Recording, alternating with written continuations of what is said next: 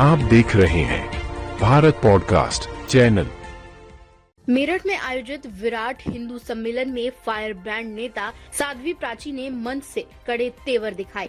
अक्सर अपने बयानों से चर्चा में रहने वाली साध्वी प्राची ने इस बार सीधे तौर पर आज की बेटियों, सोशल मीडिया कल्चर और कॉन्वेंट स्कूलों की शिक्षा पर बड़ा हमला बोला है। उन्होंने साफ लहजे में चेतावनी दी कि रील बनाने के चक्कर में बेटियां अपने और अपने परिवार की मर्यादा भूल रही हैं। साध्वी ने लव जिहाद से लेकर नीले ड्रम वाले हत्याकांडों तक के जिक्र करते हुए हिंदू समाज को एकजुट होने की नसीहत दी। उनका ये बयान अब सोशल मीडिया पर तेजी से वायरल हो रहा है, जिसमें उन्होंने आधुनिकता के नाम पर फैल रही गंदगी पर गहरी चिंता जताई है। साध्वी प्राची ने सम्मेलन में सबसे ज्यादा प्रहार आज के सोशल मीडिया ट्रेंड पर किया। उन्होंने कहा कि आजकल छोटी छोटी बच्चियां कम कपड़ों में रील बना रही हैं, जिससे समाज में बहुत गलत संदेश जा रहा है। उन्होंने बेटियों से भावुक अपील करते हुए कहा कि ऐसी रील कभी न बनाएं, जिससे पिता की पगड़ी पर आंच आए। रील ऐसी होनी चाहिए जिसे देखकर पिता का सीना गर्व से चौड़ा हो जाए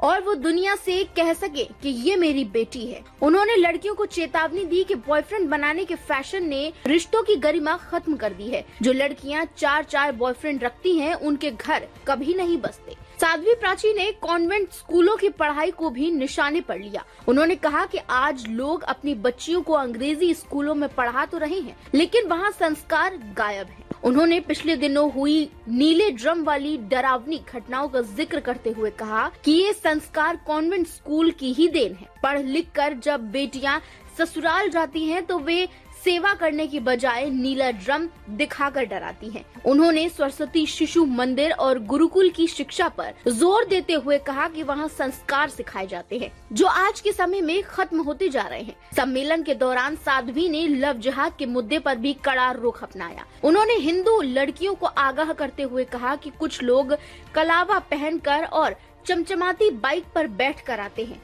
वे अपना नाम हैप्पी, पप्पू, कल्लू बताकर लड़कियों को जाल में फंसाते हैं। उन्होंने मेरठ के सौरभ हत्याकांड और इंदौर की घटनाओं का उदाहरण देते हुए कहा कि गैर मर्दों के चक्कर में पत्नियों ने अपने ही सुहाग को उजाड़ दिया। उन्होंने आरएसएस के 100 साल के योगदान की तारीफ की और कहा कि सुरक्षित रहने के लिए अब हर घर को जागरूक होना पड़ेगा। जगाने आई हूँ, आपकी संख्या बढ़नी चाहिए। ये निर्णय, ये संकल्प लेकर के यहाँ से जाओ। लोग कहते हैं संविधान में ही हमारे खिलाफ वातावरण बना, लेकिन मैं आज 3 बात मीडिया के सामने कह रही हूँ। संविधान बनाने वाले बहुत महान लोग थे, बहुत बुद्धिजीवी थे, बहुत इंटेलिजेंट थे। देश का नेतृत्व भी बहुत इंटेलिजेंट है, बहुत बुद्धिमान है। लेकिन मैं कहना चाहती हूँ कि संविधान से 3 चीजें निकाल देनी चाहिए। एक धारा 30, उसमें क्या है कि दूसरे लोग, दूसरे मत, पंथ, संप्रदाय के लोग अपने मजहब की शिक्षा, अपनी धार्मिक शिक्षा दे सकते हैं, लेकिन हिंदू नहीं दे सकता। हिंदू गीता नहीं पढ़ा सकता, हिंदू रामायण नहीं पढ़ा सकता अपने विद्यालयों में। ये भेदभाव क्यों? जब देश एक है, एक विधान, एक कानून, एक संविधान होना चाहिए कि नहीं होना चाहिए? जोर से बोलो। एक विधान, एक कानून, एक संविधान, सबके साथ एक होना चाहिए ना। घर एक है, वो 2 कानून क्यों? ये हटना चाहिए। दूसरा, जो अल्पसंख्यक शब्द दे रखे, जिनके लिए दिए वो अल्पसंख्यक नहीं रहे, वो बहुसंख्यक हो गए। सब जगह बहुसंख्यक हो रही, ये शब्द हटना चाहिए।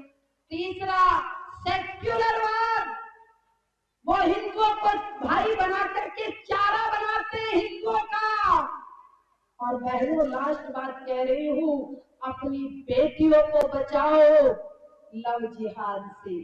4 लाख बच्चियां भारत से प्रतिदिन गायब हो रही है।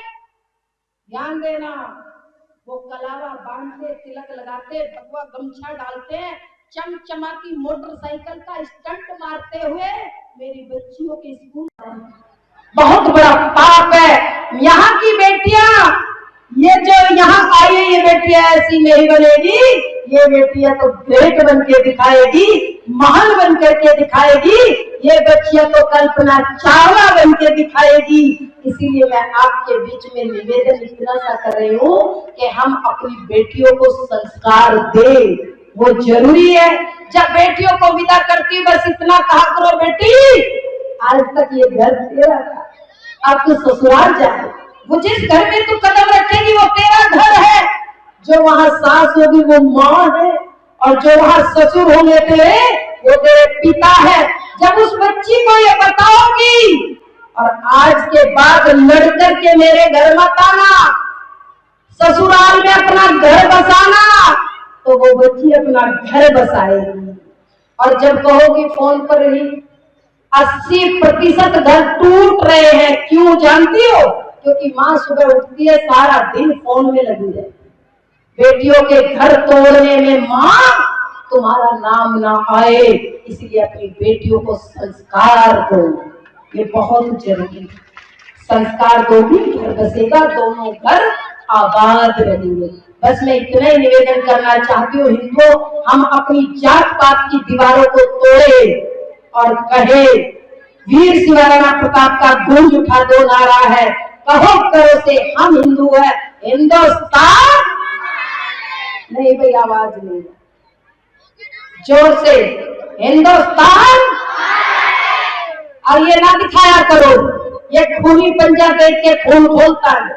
ब्राह्मण, क्षत्रिय, वैश्य और शूद्र, पांचवा है सन्यासी।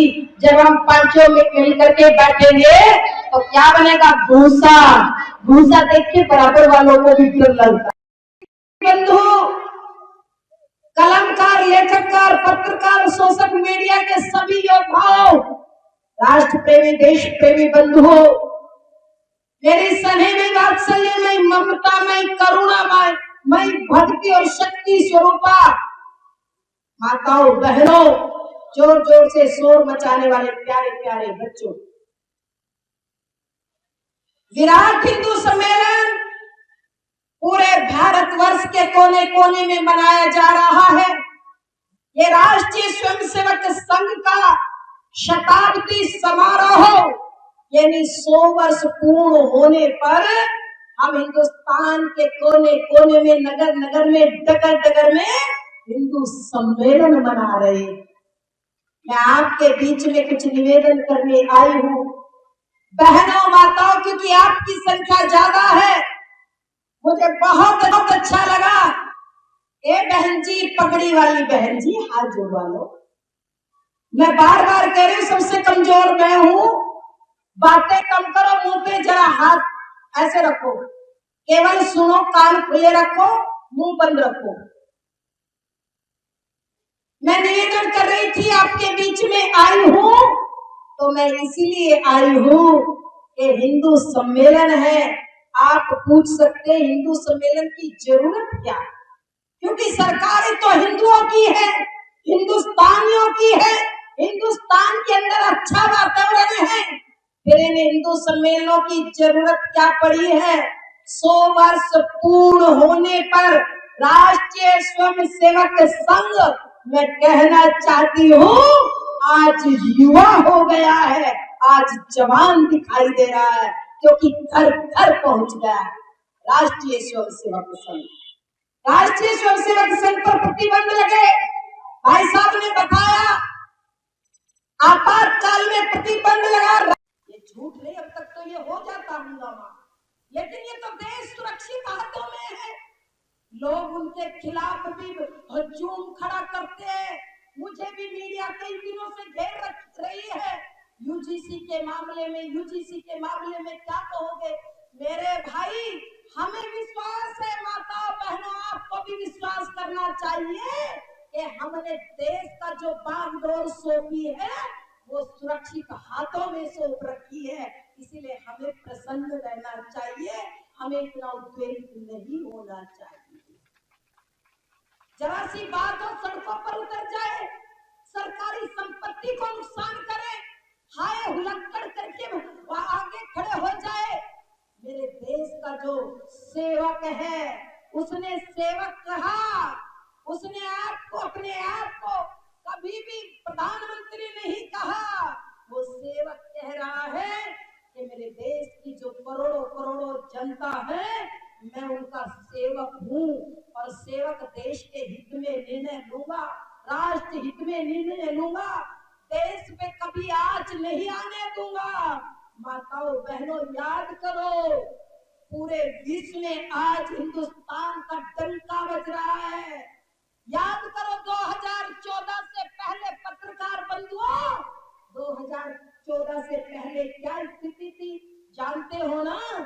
अमेरिका ने मोदी जी को वीजा नहीं दिया था। याद है कि भूल गए? बोलो याद है ना? जोर से बोलो।